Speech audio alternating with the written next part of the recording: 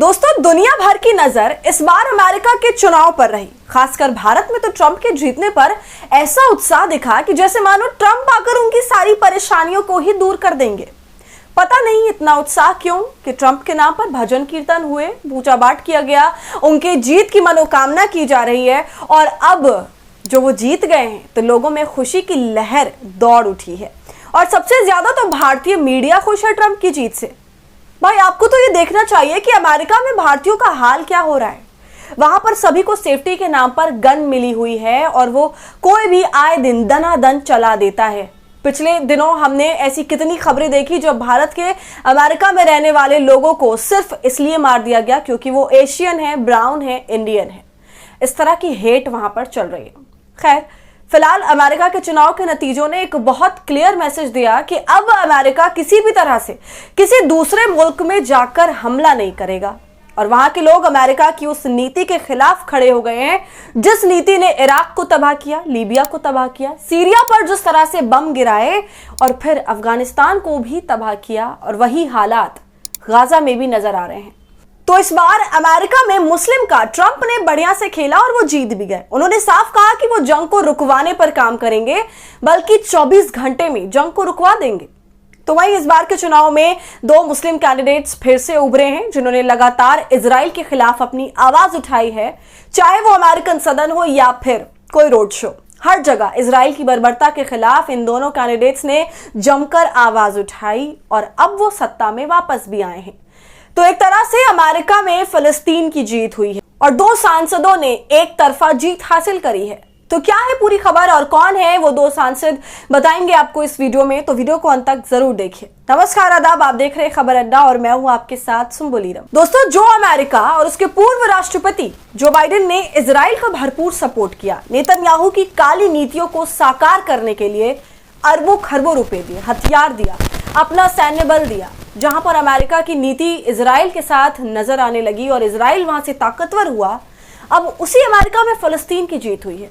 इस बार की ट्रंप की जीत का सबब फिलिस्तीन ही बना क्योंकि ट्रंप ने खुलकर फिलिस्तीन के समर्थन में बयान दिया और जंग को रुकवाने का काम किया और शायद उनकी यही बयानबाजी उनके काम आ गई। अमेरिका के लोगों ने इस बात से इनकार कर दिया कि हम किसी दूसरे देश में जाकर जंग करें, उससे अमेरिका को क्या फायदा। और इस अमेरिका के चुनाव ने इस बात को भी साफ किया है कि ह्यूमन राइट्स की आवाज उठाने वाले लोगों के हक की आवाज को बुलंद करने वाले अलग अलग प्लेटफॉर्म्स पर लोगों के हक पर बोलने वाले लोग चुनाव जीत कर पहुंचे। ना सिर्फ अमेरिका में अलग अलग वर्ग के लोग, बल्कि मुस्लिम तबके से वहां जो उम्मीदवार जीत कर पहुंचे हैं उनकी पहचान खुद में पूरी दुनिया में मुसलमानों की आवाज को उठाने वाले नेताओं के तौर पर रही है और प्रचंड बहुमत से जीते हैं वो। इन नेताओं की छवि इजराइल के जेनोसाइड के खिलाफ आवाज उठाने वाले नेताओं के तौर पर रही। और सिर्फ यही नहीं, बल्कि दुनिया के किसी भी हिस्से में अगर मुसलमानों पर किसी ने क्रूर हमला किया, ह्यूमन राइट वायलेशन के कई मामले आए, तो इन नेताओं ने अपनी बात को बुलंद किया है, सबके सामने रखा है और शायद इसलिए जनता ने इन्हें इस बार के चुनाव में खूब समर्थन दिया। दोस्तों, 2024 के अमेरिकी चुनाव में भले ही ट्रंप की जीत हुई हो, मगर फिलहाल 2 मुस्लिम सांसदों की चर्चा भी काफी तेज है।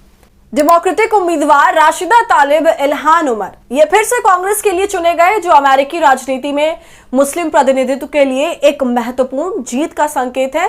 और आपको बता दूं, डेमोक्रेटिक पार्टी की राशिदा तालिब और इल्हान उमर अमेरिका की कांग्रेस में पहली 2 मुस्लिम महिलाएं हैं जो दोबारा चुनी गई हैं। दोस्तों, ये वही सांसद है जिन्होंने नेतन्याहू को आंखों में आंखें डालकर उन्हें गलत और गुनाहगार कहा था, जिसके बाद नेतन्याहू ने राशिदा समेत उनके खिलाफत कर रहे लोगों को आतंकवादी तक करार दे दिया था। और राशिदा तालिब के बारे में ये बात भी जानने लायक है कि वो फलस्तीनी मूल के निवासी हैं। उनका जन्म भले ही अमेरिका में हुआ है, लेकिन उनकी मां फलस्तीन की है। शुरुआत से ही नेतन्याहू के विचारधारा के खिलाफ राशिदा मुखर रही और खुलकर बगावत भी करती रही। राशिदा तालिब का एक वीडियो भी तेजी से अभी वायरल हो रहा है। ये वीडियो 24 जुलाई 2024 का है, जिसमें अमेरिका की संसद में बेंजामिन नेतन्याहू खड़े होकर स्पीच दे रहे हैं। मगर इसी संसद में बैठी तालिब अपने हाथ में एक बोर्ड लिए हुए हैं जिस पर लिखा है वॉर क्रिमिनल और गिल्टी ऑफ जेनोसाइड, यानी कि नरसंहार का गुनाहगार। नेतन्याहू का विरोध कर रही हैं और सिर्फ यही नहीं, उस वक्त 50 सांसद नेतन्याहू का विरोध करते हुए बाहर चले गए थे, मगर राशिदा तालिब वहीं बैठी रही और नेतन्याहू की आंख में आंख डालकर उनका विरोध जताती रही। इन दोनों सांसदों ने रिपब्लिकन पार्टी के उम्मीदवारों को भारी मतों से हराया है और ऐसा तब हुआ है जब इन नेताओं ने इजराइल को लेकर फंडिंग की थी, इजराइल के लिए कैंपेन चलाया था। American Israel public affairs committee ने बाकायदा तौर पर समर्थन किया, उसके बाद भी वो लोग हार गए। इस ग्रुप ने कांग्रेस पर फलस्तीन समर्थक आवाजों को चुप कराने के लिए इस साल अमेरिकी राजनीतिक दौड़ में $100 मिलियन से ज्यादा का निवेश किया था। इसके बावजूद दो मुस्लिम आवाजें सबसे मजबूत खड़ी रहीं। ये वो आवाजें हैं जो न सिर्फ मुसलमान के तौर पर पहचानी जाएंगी, बल्कि जो लोगों के मानव अधिकारों के हित में बोले और इजराइल के जघन्य नरसंहार के खिलाफ उठ खड़े हुए। लेकिन एक बात गौर करने वाली यह भी है कि मुस्लिम प्रेम ने ट्रंप को तो अमेरिका के राष्ट्रपति पद की कुर्सी पर बैठा दिया, मगर पुराने ट्रंप के पुराने बयानों पर नजर दौड़ाएं तो ट्रंप मुस्लिम देशों के लिए हमेशा बुरी खबर ही लाए हैं।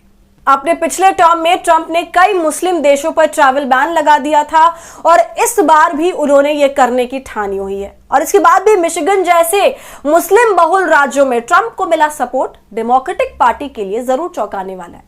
और इससे ये साफ तौर पर साबित होता है कि अमेरिका की जनता ट्रंप की फलस्तीन समर्थक बातों से खुश हुई है। तो दोस्तों, आपका इस वीडियो पर क्या कहना है हमें कमेंट कर जरूर बताइए। वीडियो पसंद आई हो तो इसे लाइक और शेयर करें और यूट्यूब पर खबर अड्डा को सब्सक्राइब कर लें।